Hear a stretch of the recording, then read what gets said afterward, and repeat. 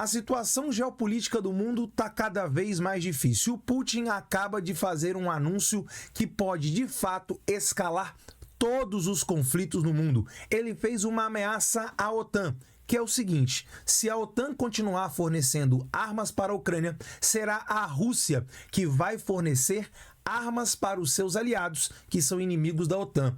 O Putin vai se transformar numa espécie de Papai Noel das armas. E para confirmar a sua fala, ele acaba de enviar para Cuba um submarino nuclear, reavivando as tensões da Guerra Fria, principalmente a crise dos mísseis. A situação no mundo é gravíssima. Além disso, no episódio de hoje, vamos falar de Lula, o anão diplomático que se mete em tudo, mas cuida muito mal do seu próprio país. Fez uma sessão de foto constrangedora na tragédia do Rio Grande do Sul. Ele que está planejando passar o Dia dos Namorados em um tour pela Europa com a sua esposa, vai para a Itália e para a Suíça, tudo porque o amor venceu. Para você entender tudo o que está acontecendo neste momento na geopolítica internacional e na política doméstica, confere aí o episódio de hoje. Atualiza aí! Fala galera, Toby na área com mais um Atualiza aí no ar. E a situação do mundo está cada vez mais tensa. Posso dizer claramente que o mundo vive neste momento uma nova Guerra Fria. O grande problema é essa Guerra Fria se transformar em uma guerra quente, fazendo mais uma vez alusão à história. No período da Segunda Guerra Mundial, assim como na Primeira, tudo começou com as alianças, e as alianças têm se formado. A mais antiga delas, a OTAN, Organização do Tratado do Atlântico Norte, e a China, muito próxima da Rússia, juntando ali o Irã, a Coreia do Norte e mais alguns países lá do Oriente. E é exatamente isso que pode sim levar o mundo a um novo conflito global. E se liga no que eu vou te mostrar aqui agora. A Rússia tem feito ameaças sistemáticas, principalmente depois que o Ocidente, em especial a Alemanha, a França, os Estados Unidos e alguns outros membros da OTAN, liberaram a Ucrânia para fazer uso das armas ocidentais contra a Rússia dentro do território russo. E em resposta a isso, se liga o que o Putin está ameaçando fazer. Reportagem que eu separei para você no dia de hoje, a primeira delas. Hoje tem várias reportagens. CNN Brasil diz assim no seu título: Putin ameaça armar inimigos de países ocidentais que dão apoio militar à Ucrânia. É isso mesmo que você entendeu. É o Putin se transformando no Papai Noel das armas. Exatamente isso. Simplesmente, o mundo inteiro pode ser inundado por uma grande quantidade de armas com alto poder de destruição, justamente porque o Ocidente, a OTAN em especial, apoia a Ucrânia, e o Putin quer retalhar essa visão, essa ideia, essa atitude da OTAN, justamente fazendo o mesmo com os inimigos da OTAN. Agora, a Rússia tem essa mesma capacidade produtiva, industrial, logística e econômica, a mesma da OTAN? Vamos discutir isso aí depois das letrinhas pequenas. O presidente russo Vladimir Putin alertou os países ocidentais que estão tomando abre aspas para o Putin, passo muito sério e perigoso, fecha aspas para ele, ao fornecer armas à Ucrânia, o que poderia resultar em Moscou dando ajuda militar aos inimigos dessas nações. Segundo parágrafo, e levantou uma perspectiva de uma ação retaliatória, perguntando qual é a razão de a Rússia, abre aspas de novo para o Putin, não ter o direito de fornecer as nossas armas da mesma classe às regiões do mundo onde haverá ataques a instalações sensíveis dos países que estão fazendo isso contra a Rússia, fecha aspas, e eu deixo essa mesma pergunta, essa mesma indagação do Putin para você.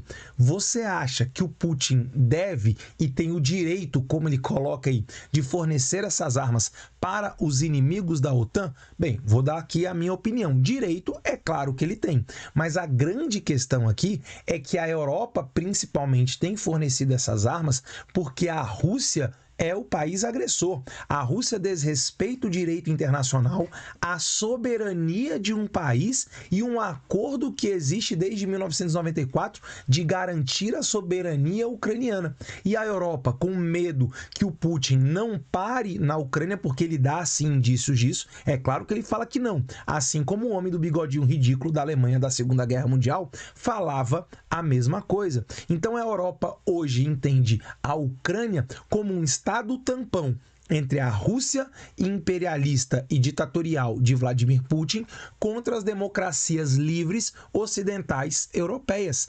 Essa é a grande questão. E os Estados Unidos, como o principal líder da OTAN, fornece as suas armas principalmente para que depois não tenha que entrar diretamente em um conflito contra a Rússia, o que claramente escalaria para um conflito global.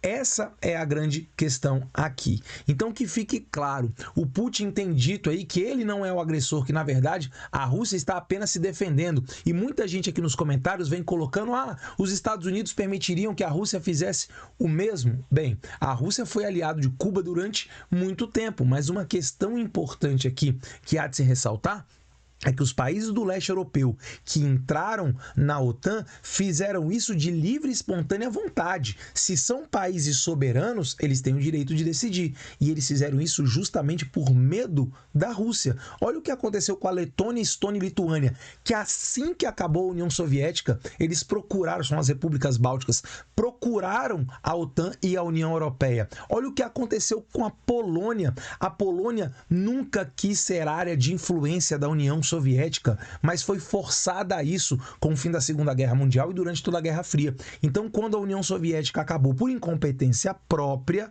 os poloneses procuraram o mais rápido possível uma aliança militar para se proteger do gigante russo. A mesma coisa aconteceu com um outro grande grupo de nações e estava acontecendo com a Ucrânia, embora a Ucrânia nem tinha de fato uma perspectiva de entrar na OTAN, que isso fique claro, era União Europeia. O Putin só colocou para fora as suas verdadeiras intenções. Agora se liga, para você entender, para você perceber como o que ele está falando faz sentido, ele já começa a fazer movimentos no xadrez da geopolítica.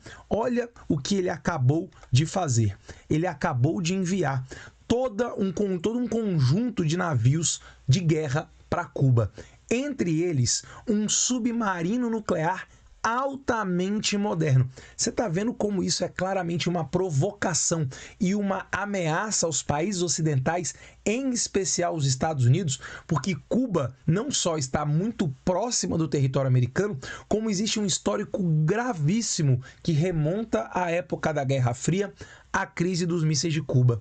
Se liga nessa reportagem aqui, o Globo, a manchete diz assim: submarino nuclear, fragata e flotilha, destacamento naval russo visitará Cuba na próxima semana. Ou seja, o Putin destacou para Cuba um lugar historicamente sensível na região aqui da América, na região do Caribe, uma pequena frota justamente para fazer essa provocação e deixar claro que ele está justamente olhando todo o tabuleiro e pensando sim, quem sabe, em reavivar uma parceria histórica. Olha, essa reportagem me fez pensar muitas coisas e, de fato, seria uma jogada de mestre da Rússia, do Vladimir Putin, se ele fizesse algo semelhante ao que a União Soviética de Mikhail Gorbachev fez lá nos anos 60, que é justamente armar Cuba. Cuba que há décadas enfrenta um bloqueio econômico, Cuba que tem uma economia completamente falida e é uma ditadura tanto quanto a Rússia. A Rússia poderia voltar a ter uma parceria estratégica com Cuba do mesmo nível que teve no período da União Soviética. Você está entendendo como isso ia bagunçar, ia colocar mais tensão no cenário geopolítico? E eu acredito que isso que o Putin fez não foi por acaso, não foi coincidência. É completamente pensado justamente para ampliar a tensão e mostrar para os Estados Unidos que a Rússia, de alguma maneira, também tem formas para pressionar. Se ligue nas letrinhas pequenas para você entender tudo o que está acontecendo. Um destacamento naval russo que inclui o submarino nuclear Kazan visitará Cuba na próxima semana, anunciou nesta quinta-feira o ministro das Forças Armadas Revolucionárias, obviamente que de Cuba, né? Sublinhando que esses navios não transportam armas nucleares e não representam uma, abre aspas, ameaça à região, fecha aspas. Entenda aqui, pessoal, esse submarino nuclear, o Kazan, é um dos submarinos mais modernos que a Rússia tem hoje. E o ministro cubano aqui deixou claro, frisou, olha, o submarino é nuclear, ele tem propulsão nuclear, ele pode lançar diferentes tipos de mísseis, mas fiquem calmos, não está sendo transportado neste momento armas nucleares. E eu te pergunto, você acredita nisso? Você acha que vai realmente ser desse jeito? Um submarino que foi projetado justamente para lançar armas nucleares, tanto mísseis quanto torpedos, não vai carregar essa carga nuclear? Porque quem vai saber que essa carga nuclear está dentro do submarino? É claro que não vai haver nenhum tipo de fiscalização americana com relação a isso. Ou seja, a simples presença dessa pequena frota, que é exatamente o que significa flotilha, uma pequena frota, vai claramente desestabilizar a região. A região do Caribe vai ser uma região de tensão. Eu não duvido que a Marinha Americana vai estar de olho, vigiando completamente as águas do Caribe. E aí você sabe aquela história, né? Qualquer coisa pode acontecer, um acidente pode acontecer, por menor que seja, e ele ser apenas a fagulha que precisa para um conflito geopolítico começar. Seguindo aí, a flotilha, ou seja, pequena frota, é o que diz essa palavra, que também será composta por uma fragata, por um petroleiro e pelo rebocador de resgate, realizará uma visita oficial ao Porto de Havana do dia 12 até o dia 17 de junho, disse a Minfar, que é o ministro lá das Forças Armadas Revolucionárias de Cuba, que aliás é muito fraca, tá? Em comunicado publicado no site do Ministério das Relações Exteriores de Cuba. Você está entendendo a situação aqui? Isso remonta claramente à crise dos mísseis de Cuba. Se você não sabe o que foi a crise dos mísseis de Cuba, o momento mais tenso da Guerra Fria, tem um vídeo aqui no canal, já antigo, mas excelente, explica perfeitamente. Vou deixar ele aqui na descrição do vídeo e vou colocar nas telas finais para você ir lá e assistir e entender exatamente o que foi a crise dos mísseis de Cuba. E aí eu pergunto para você, o que você acha que vai acontecer entre esses dias? Você acha realmente que uma tensão maior vai pairar aqui sobre o continente americano e sobre o mundo como um todo? Quais são as consequências que você aí que está me assistindo vê com relação a isso? Putin está certo ou está errado na sua opinião? Claro que eu quero saber, coloca aqui nos comentários, porque o seu comentário é muito importante para a gente. Mas agora vamos sair da geopolítica internacional, desse clima de tensão, e vamos entrar num novo assunto. Vamos falar de Brasil. Vem comigo.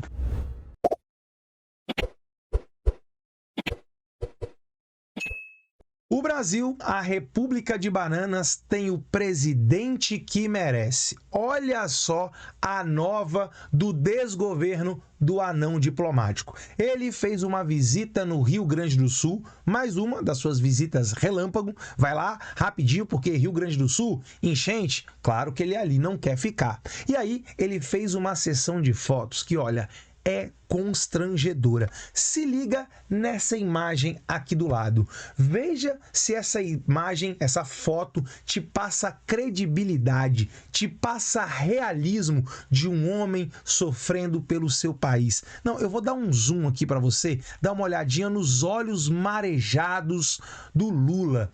Olha só como ele está olhando todo aquele ambiente, aquele cenário de destruição, e está muito triste e consternado. Sério? Será que é isso mesmo que aconteceu? Presta bastante atenção no vídeo que eu vou te mostrar agora, justamente das pessoas gravando o momento dessa foto. Porque assim, essa foto, na minha opinião, quero saber a sua, não passa credibilidade nenhuma. Parece uma foto totalmente montada. Não parece? Não é só porque parece, não. É porque foi mesmo. Se liga nessa imagem aqui do lado. Olha aí a comitiva presidencial chegando, recebendo ali, né, os seus cumprimentos. Veja que ele tá com a mesma roupa da foto, tá vendo aí? Aí, Defesa Civil, tá aí o governador fashion do Rio Grande do Sul. Olha aí, o fotógrafo oficial do Lula. Falou, não, gente, peraí. Nesse cenário de destruição, deixa o nosso presidente ali sozinho pra gente fazer uma foto. Olha só, sendo dirigido, parecendo uma novela. Como eu disse, a foto não tem nada de realista. É basicamente propaganda do governo em cima da tragédia do Rio Grande do Sul. E olha que nojento isso aqui. Ele vai em uma casa, a casa de uma família que provavelmente perdeu tudo nessa tragédia do Rio Grande do Sul, para fazer proselitismo político, para fazer propaganda e mostrar o quanto ele é bondoso, e ali as câmeras tirando foto. Você tá percebendo o quanto isso é forçado e quanto isso é desrespeitoso com o povo do Rio Grande do Sul e com todo o Brasil? Eu quero saber o que você pensa dessa imagem montada, dessa imagem fake, que tenta passar uma imagem de homem preocupado com o seu povo, no qual a única coisa que ele está preocupado é em mostrar uma boa imagem do péssimo governo que ele está fazendo, a personalidade dele que não se preocupa de fato com os brasileiros. E aí, olha só, a gente encontra aqui claramente uma simetria muito próxima entre esse governo e o governo anterior, que durante um problema gravíssimo no nosso país também, simplesmente falava: e daí? Eu não sou coveiro. Não é algo muito parecido? A diferença aqui está onde? Está na abordagem da mídia. A mídia que crucificava, e com razão nesse aspecto, tá? Que simplesmente mostrava todos os desmandos e incoerências do antigo governo. Agora não, agora é o amor que venceu. O amor venceu tanto que mesmo nesse cenário caótico do Rio Grande do Sul e vários outros problemas do Brasil, o Lula quer aproveitar o Dia dos Namorados. Ele é recém-casado, deixa o velho aproveitar, ele que está ali sedento de amor, porque o amor venceu. Vai pegar a sua esposa e vai passar o Dia dos Namorados na Europa. Enquanto o Rio Grande do Sul, Rio Grande do Sul, já fui aí, fingi que chorei, agora vocês esperem, porque a Janja é que não pode esperar. Se liga nessa reportagem revoltante. Revista Oeste. Tá, a Revista Oeste também não tem essa credibilidade toda, sabemos disso, é uma revista claramente bolsonarista, né? Um site, uma revista, como eu digo para vocês aqui, tá? Eu não acredito em imparcialidade, ausência de ideologia no jornalismo, mas é claro que algumas exageram. Revista Oeste é uma dessas aí, mas se liga porque eles não estão contando mentira, isso é fato. Se liga aí, ó, no título. Semana dos Namorados, Lula e Janja vão viajar para a Itália e Suíça. A Janja vai pegar o Lula, o seu boy magia, e vamos dar uma viajada, porque afinal, presidente, você tá estressado, é muito problema aqui, você tem que ficar taxando compras, né, da Shopee, AliExpress, e aí o povo fica contra você, sua popularidade despenca, então calma. Então vamos distrair, vamos espairecer, vamos pegar uma brisa lá na Itália. Se liga aqui, letrinhas pequenas. O Palácio do Planalto confirmou na terça-feira 4 que o presidente Luiz Inácio Lula da Silva viajará para Genebra, na Suíça, para participar da reunião da Organização Internacional do Trabalho,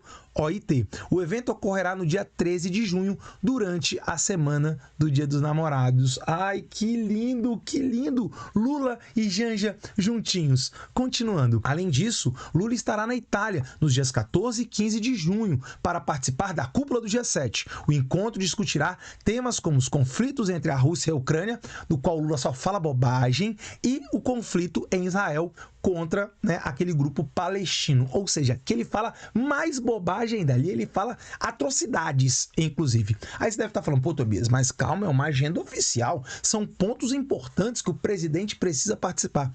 Pois é, mas ele não ia participar de nenhuma dessas duas reuniões. Mas talvez alguém deva ter lembrado, ele falou: presidente, é Dia dos Namorados, por que você não aproveita e vai passear com a Janja? Olha como é que isso aqui é grave, como é que o brasileiro realmente tem cara de otário. Olha só o último parágrafo. A viagem de Lula para Genebra faz da Suíça o 29º país visitado pelo presidente em seu terceiro mandato. Inicialmente, essa viagem não estava nos planos do petista. Tem 1 ano e pouco de mandato, ele viajou 29 vezes para o exterior, na maioria das vezes levando a sua esposa, principalmente quando os países eram interessantes. O país é interessante? Então vamos para a Índia, quem sabe a gente não sai dançando, não é assim? Primeira-dama Janja, enquanto o Brasil aqui, ó, debaixo de chuva, e ela saindo dançando. Esse é o tipo de representante que o brasileiro elege.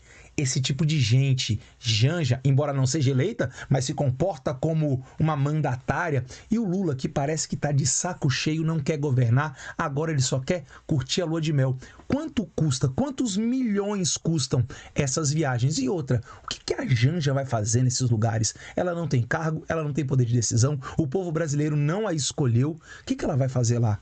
Isso é ultrajante, é chamar o brasileiro de babaca. Só que isso aí eles estão acostumados a fazer e, infelizmente, o povo brasileiro está acostumado a aceitar. Mas aí eu quero saber a sua opinião. O que você pensa a respeito disso? Primeiro, da sessão de fotos constrangedora do Lula. Em segundo lugar, dessa viagem de Dia dos Namorados para a Europa. Lula e Janja. Ai, que lindo. Quero saber a sua opinião. Coloca aqui nos comentários se você fica tão revoltado quanto eu. Seu comentário é muito, muito importante aqui para o canal.